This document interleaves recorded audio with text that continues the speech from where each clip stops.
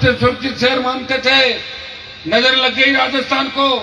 वसुंधरा गहलोत के गठबंधन ने राजस्थान को अपराध में 1 नंबर पे लाके खड़ा कर दिया। न हमारी बेटियां सुरक्षित, न महिलाएं सुरक्षित, न छोटे भाई सुरक्षित। बेरोजगारी से तंग आके किसान के बेटे आत्महत्याएं कर रहे हैं। हाथ में कलम की जगह बंदूक लेके वो गैंगवार की घटनाओं में लिप्त हो रहे हैं। भाइयों,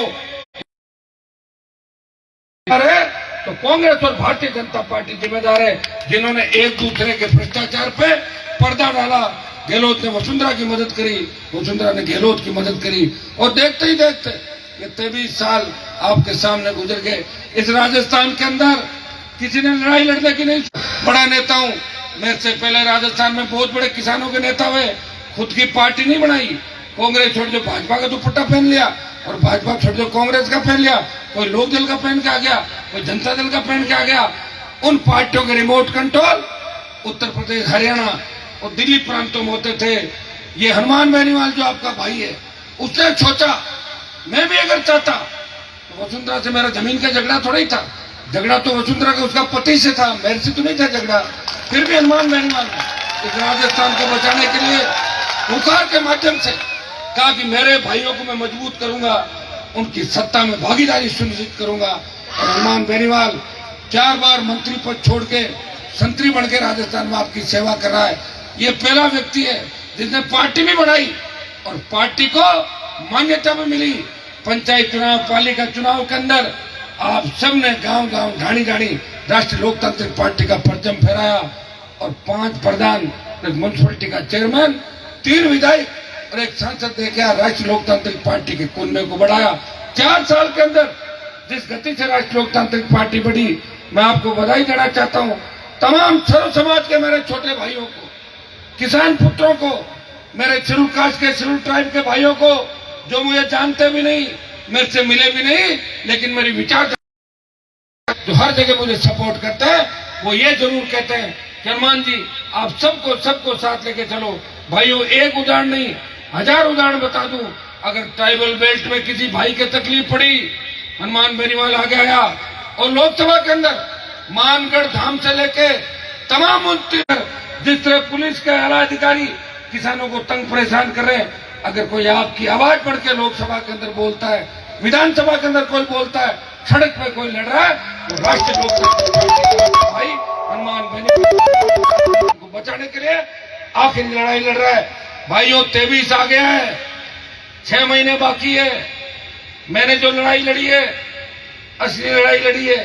कई लोग तो सड़क पे कूद देते हैं, शाम को बयान बदल देते हैं, माफी मांग लेते हैं, और शाम को डिनर साथ करते हैं, लंच साथ करते हैं। मैंने लड़ाई लड़ी आपके लिए। मेरा कोई व्यक्तिगत झगड़ा किसी जाति से नहीं, किसी पार्टी से नहीं।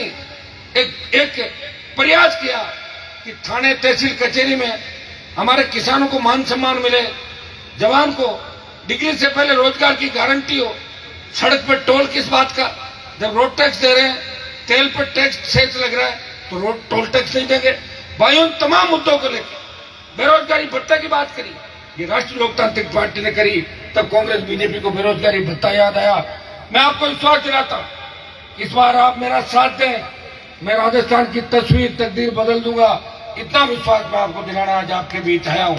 मैं कई लोगों को जानता हूं, कई नेताओं को भी जानता हूं, बातें बड़ी बड़ी करते हैं, लेकिन पार्टी बना के लड़ने के अंदर बहुत जोर आता है। साधन संपन्न है, बड़े नाम है, लेकिन पार्टियां नहीं बना रहे हैं। उनको पता है कि पार्टी बना के लड़ने के अंदर या तो आर होगा या पार होगा। ये आर पार की लड़ाई तो इस किसान के बेटे ने, इस वीर तेजा जी के भक्त ने राजस्थान के अंदर लड़ी। और जब देश का किसान तकलीफ के अंदर था, मोदी की सत्ता छोड़ के पंजाब, हरियाणा, यूपी के मेरे किसान भाइयों की मदद करने के लिए जब उन्होंने कहा हनुमान जी मोदी का साथ छोड़ो, कृषि बिल वापिस होंगे। भाइयों, NH-8, दिल्ली जयपुर का नेशनल हाईवे भूजल आंदोलन के समय भी जाम नहीं हुआ था। हनुमान बेनीवाल की एक हुंकार ने इस हाईवे को जाम किया। 70 दिन सड़क पर बैठने वाला सांसद अगर देश के अंदर था, मोदी की सत्ता को ठोकर मार के किसानों के सम्मान की लड़ाई लड़ी। वो नागौर के सांसद ने सत्ता छोड़ के आपके लिए लड़ाई लड़ी थी। प्रदेश के अंदर मंत्री पद छोड़े, दिल्ली में छोड़े। और अग्निपथ योजना जब आई, जब सेना को ठेके में दे दिया, तो मोदी को चेतावनी दी, प्रधानमंत्री जी हम किसान के बेटे हैं, ये इतिहास जो लिखा गया है ये हमसे लिखा गया, देश की सरहदें अगर सुरक्षित है वो हमसे मत टकराओ। जिस तरह किसान बिल में किरकिरी हुई, इस बिल में भी किरकिरी होगी। 2 लाख जवानों की जोधपुर में रैली करके प्रधानमंत्री को चेताया, और वो दिन दूर नहीं जब अग्निपथ भी वापिस होगा। समय लग सकता है, लेकिन देश का कोई शासक मेरे छोटे भाइयों के लिए सड़क पर नहीं आया। सिर्फ हनुमान बेनीवाल इन जवानों को लेके सड़कों पर लोकसभा और जोधपुर की रैली के माध्यम से संदेश दिया कि हम अग्निपथ का विरोध करते हैं। सेना के सम्मान के अंदर आरएलपी पार्टी मैदान के अंदर हमेशा रहेगी। भाइयों, ये अभी जो दिल्ली के अंदर पहलवान बैठे हैं, आप देखिए कैसी दुर्दशा है। जिस तरह के आरोप उन्होंने लगाए अंतर्राष्ट्रीय स्तर की हमारी किसान की बेटियां जो मेडल लेके आई है, एफआईआर लॉन्च नहीं हो रही। अगर सबसे पहले देश का कोई सांसद उनको समर्थन देने गया, वो नागौर का सांसद था जो जंतर मंतर पे गया और पूरे राजस्थान के अंदर जिला मुख्यालयों पे पहलवानों के समर्थन पे नौजवानों से और मोदी सरकार के पुतले जला के संदेश दिया, प्रधानमंत्री जी ये बच्चे अकेले नहीं है, ये हमारे बच्चे हैं, ये किसानों के बच्चे हैं, इनसे मत टकराओ। भाइयों, ऐसा कोई समाज नहीं, ऐसी कोई व्यवस्था नहीं जिसके लिए मैं 25 साल के अंदर नहीं लड़ा, 20 साल के अंदर नहीं लड़ा। मैं आपको इतना ही विश्वास दिलाता हूं, हम सब एकजुट होके, सर्व समाज एकजुट होके अगर निर्णय लेगा तभी राजस्थान में बदलाव होगा। कांग्रेस को हरा दोगे, बीजेपी को अगर 150 दे दोगे, वही 5-7 चटनी बनाएंगे आपकी बीजेपी वाले, कांग्रेस वाले फिर वापिस। ये कांग्रेस बीजेपी के इस माया जाल से बाहर निकलो। जिस तरह देश के अन्य राज्यों में तीसरी ताकतें और क्षेत्रीय पार्टियां राज के अंदर आई है, इस बार उठो नौजवानों। हर क्रांति का अग्रदूत नायक नौजवान था और राजस्थान के नौजवानों की भुजाएं फड़क रही है। लेकिन इस बार संदेश दे दो कि क्रांति मारवाड़ में नहीं, इस मेवाड़ की धरती में भी क्रांति है, और मेवाड़ का नौजवान कांग्रेस और भारतीय जनता पार्टी को हटा के राष्ट्रीय लोकतांत्रिक पार्टी का परचम फहराएगा। कपासन की सीट तो दे दोगे ना पक्की? क्या आवाज निकल गई? क्या आवाज ही नहीं आ रही तुम्हारी? अरे कपासन तो आ जाएगी क्या पक्की? तो जोर से बोलो तो खुश हो गई आवाज ही है। कपासन के साथ साथ तमाम मेवा, जब वल्लभनगर के अंदर डांगी जी 50,000 वोट ले सकते हैं, तो कपासन तो भारी वोटों में जीतनी चाहिए। आरएलपी पार्टी जीतेगी नहीं जीतेगी? संख्या आप लोगों की साथ में ले लो अपने ओबीसी के सारे भाइयों को, गुजर गाडरी, हमारे जितने भी भाई है यहाँ पे, डांगी शेड्यूल कास्ट के भाई, ओबीसी के भाई, आपको मुस्लिम भी साथ देगा, हर वर्ग साथ देने को तैयार है। वो बदलाव चाहते हैं।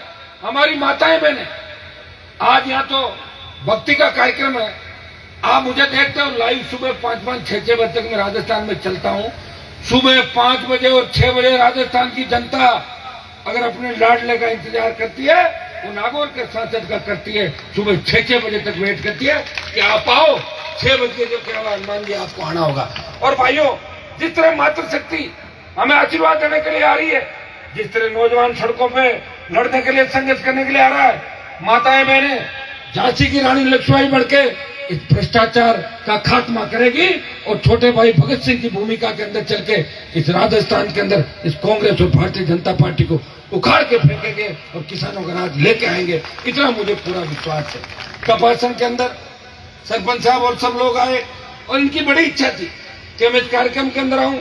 आने में थोड़ा सा मैं लेट हो गया, वैसे मैं लेट हो जाता हूँ क्योंकि मेरी तो शादी भी लेट हुई थी। आपको ध्यान है कि नहीं है?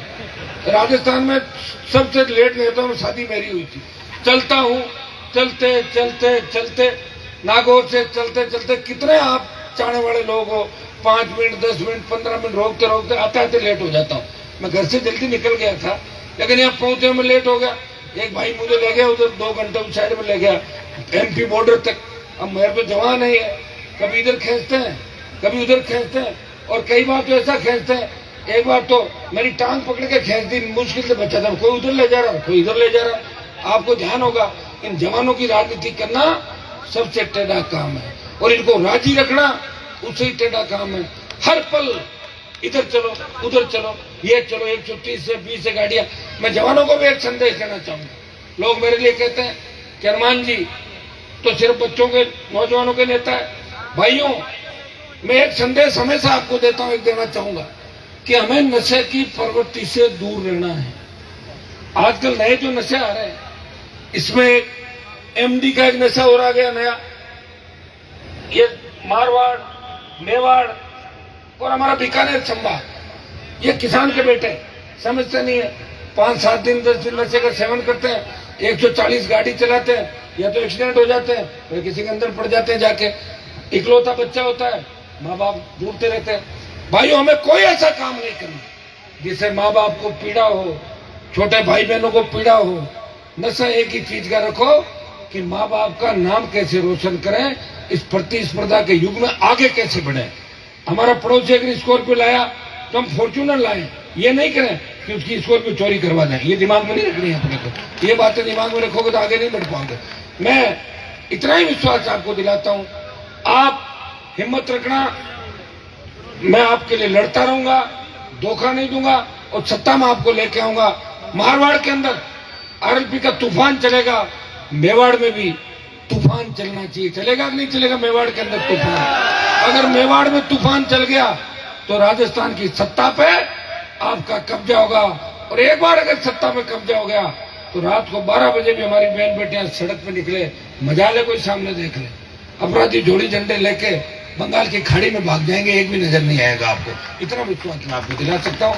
न कोई कर्जे के बोझ के तले किसान आत्महत्या करेगा, राम राज्य होगा राजस्थान के अंदर। इतना विश्वास मैं आपको दिलाता हूँ कि जिस तरह राम जी के राज्य के अंदर शांति थी, वो शांति अब राजस्थान के अंदर होनी आवश्यक है।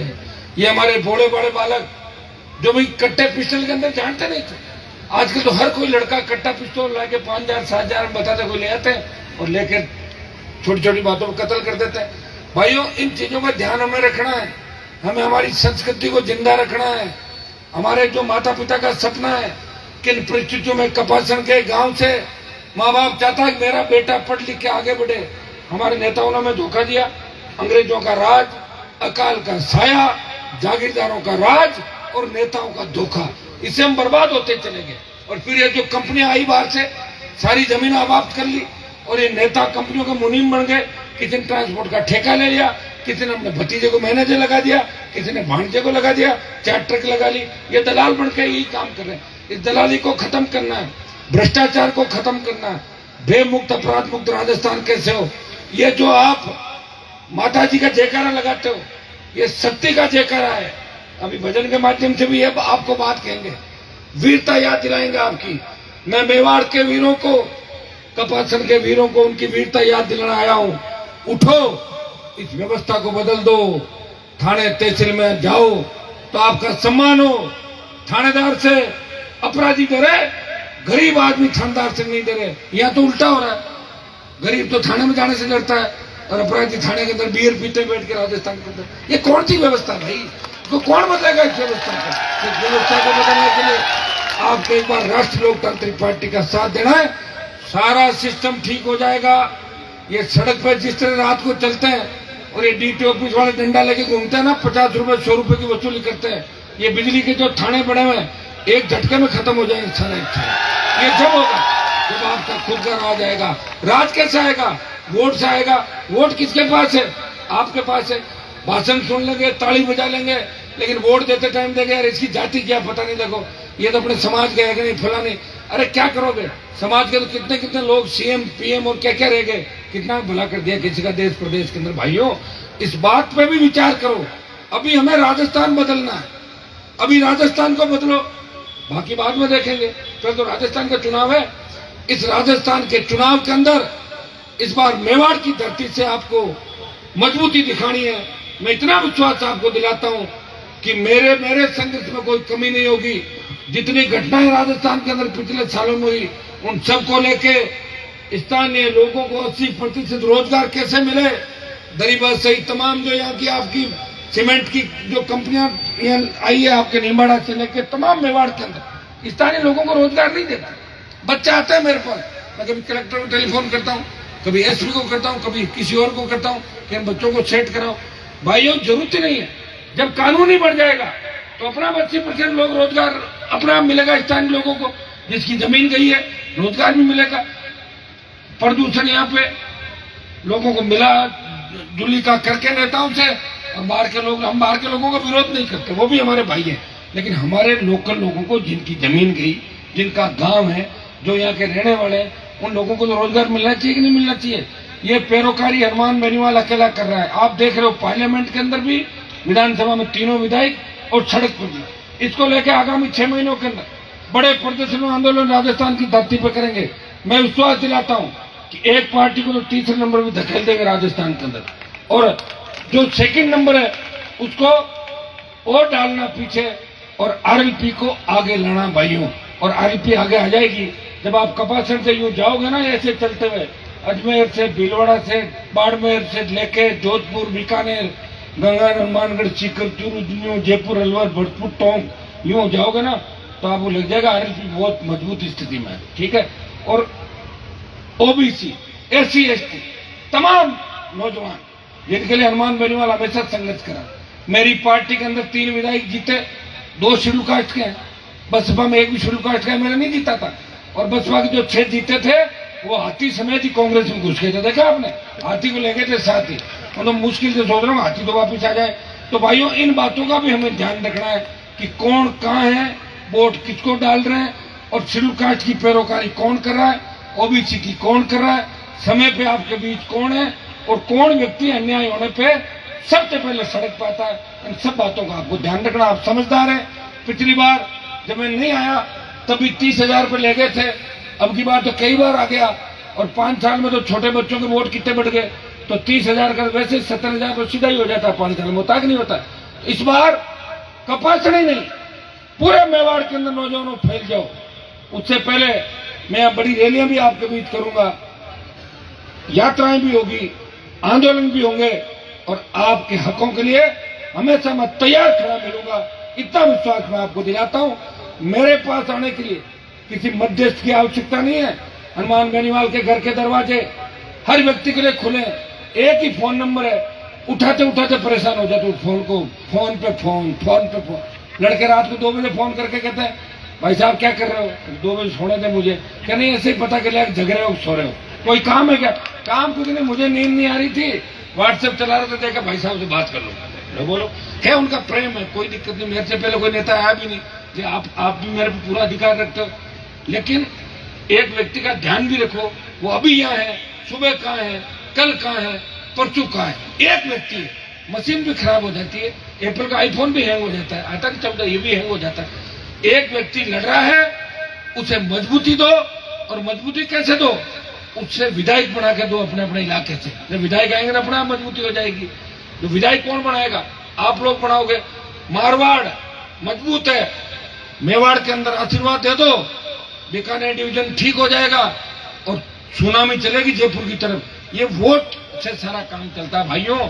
इस देश का इतिहास उठा के देखें, अन्य प्रदेशों का इतिहास उठा के देखें, जहां तीसरी पार्टियां बनी, जहां दलित की बेटी अगर सीएम बनी, कहीं दूसरे लोग बने, तो अन्य समाजों ने साथ दिया, संघर्ष था, नौजवान साथ था। अपने राजस्थान के अंदर ये तो वीरों की धरती है। कितने गीत राजस्थान में गाए जाते हैं, कितने लोक देवता राजस्थान के अंदर है। क्या आपको अपनी शक्ति का एहसास नहीं होता कि ये लोक देवताओं का राजस्थान है? वोट आते ही कांग्रेस और बीजेपी में डाल देते, और हमारे देश में लड़ने वाले हैं वो घूमते रह जाते, और थक हार के लोग कहते साहब आप कुछ करते क्यों? अरे कर ही नहीं रहे हो, और क्या कर रहे हैं? 25 साल से सत्ता छोड़ के सड़कों पे तो बैठे हैं, और उम्र तो कोई बढ़ेगी नहीं। या तो 1000 साल उम्र लिखवा दो, तो गांव गांव ढाणी ढाणी 3-3 चक्कर काट ले आपको समझाने के अंदर। भाइयों, सोशल मीडिया का जमाना है, बात को समझे, इशारे से समझे, अपना कौन है, पराया कौन है, इस बात को समझने की आवश्यकता है। जब समझोगे सारा काम ठीक हो जाएगा। हालात क्या बढ़ रहे हैं, देश किन परिस्थितियों से गुजर रहा है, राजस्थान किन परिस्थितियों से गुजर रहा है। कांग्रेस धड़ों में बंटी हुई है, और भारतीय जनता पार्टी के 12 दूल्हे और 1 दुल्हन है। तोरण कौन मारेगा इसका पता नहीं। कौन तोरण मारेगा बताओ मुझे? 12 और 1 13। और इधर कांग्रेस की हालात आप देख लो। जो आप लोग मुझे आशीर्वाद दें, ताकत दें, ताकि हनुमान बेनीवाल इस नए राजस्थान का निर्माण कर सके, जवान और किसान के सपनों की सरकार बनाए। बहुत बहुत आपको धन्यवाद। जय हिंद। एक मातृकुंडिया डैम के पानी के बारे में मुझे बताया है।